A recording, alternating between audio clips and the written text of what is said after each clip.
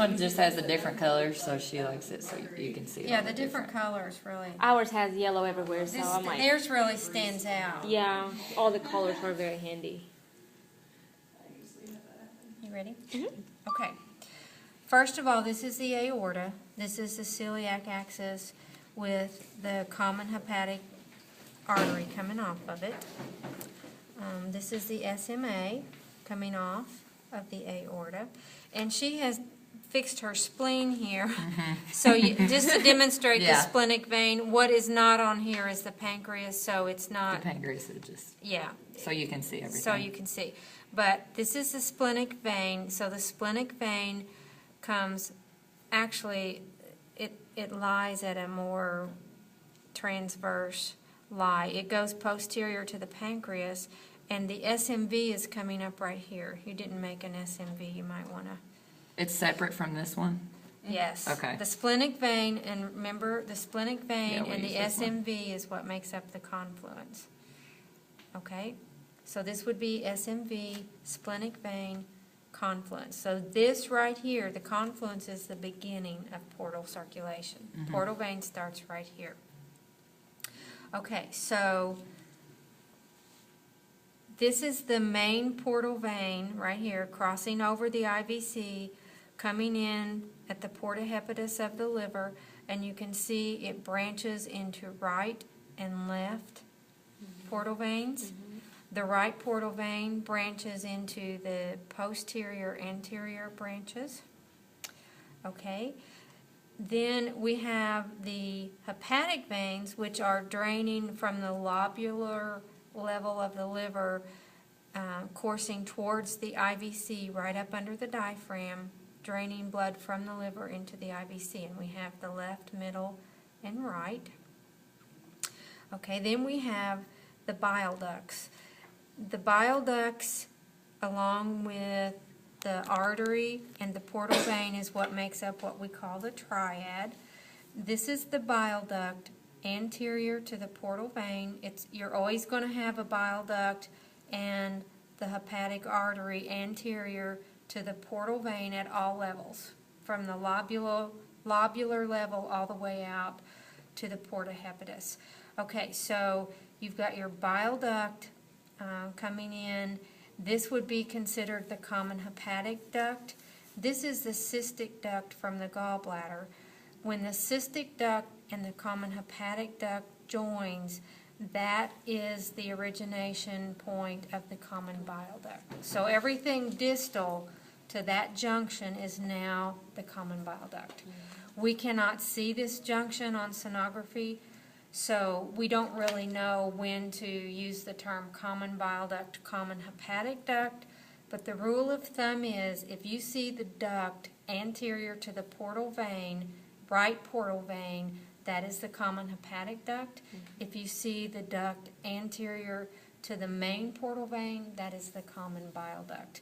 And when you get outside of the liver and you're looking at it cross over, at this point cross over the main portal vein and go down into the posterior head of the pancreas, you're definitely looking at common bile duct. Okay? So this is the common bile duct here, and if we were in cross-section of this in a sagittal, that is what you would see right there on the board, that IVC with the main portal vein, hepatic artery, and common bile duct.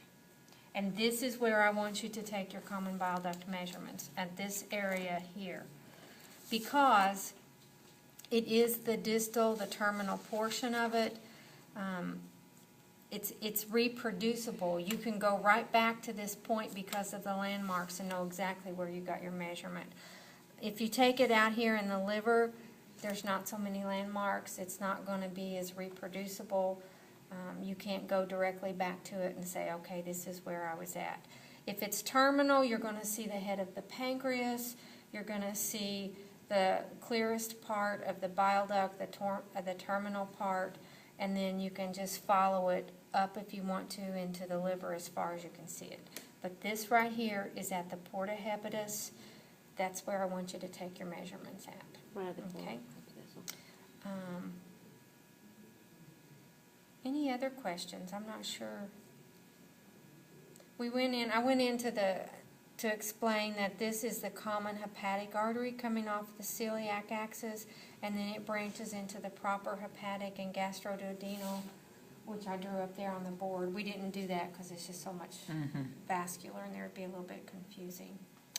Another thing, when we get in the pancreas, you will learn that the head of the pancreas sits anterior to the IVC. The confluence is posterior to the neck of the pancreas.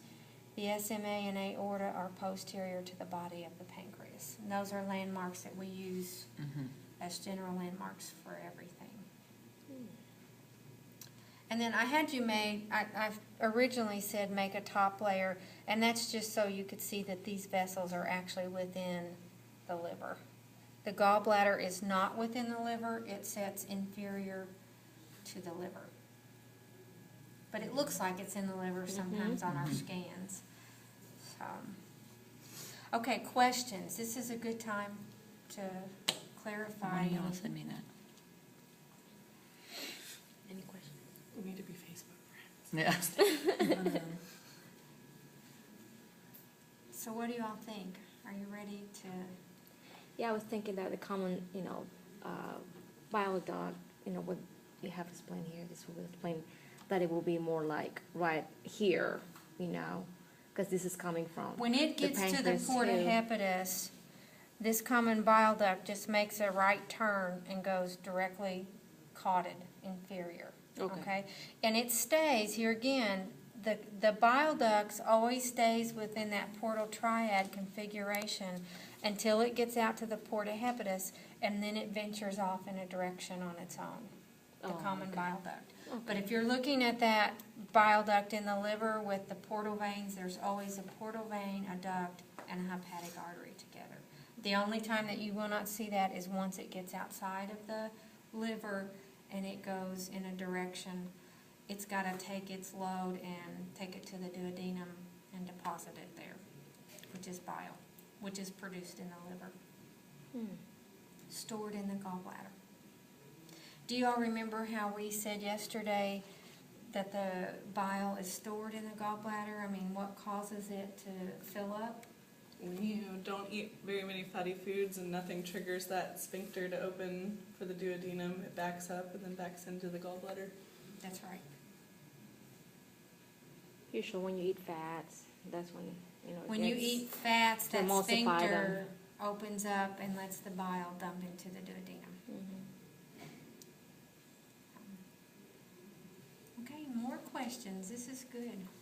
This is a little bit better than yesterday. We had to go through yesterday to get to this point. To get here. But yesterday was pretty all over the place, so it's like, okay, today we got to take it slow and do it in a real organized fashion. So if you want to keep that there for a little while, so we can use it as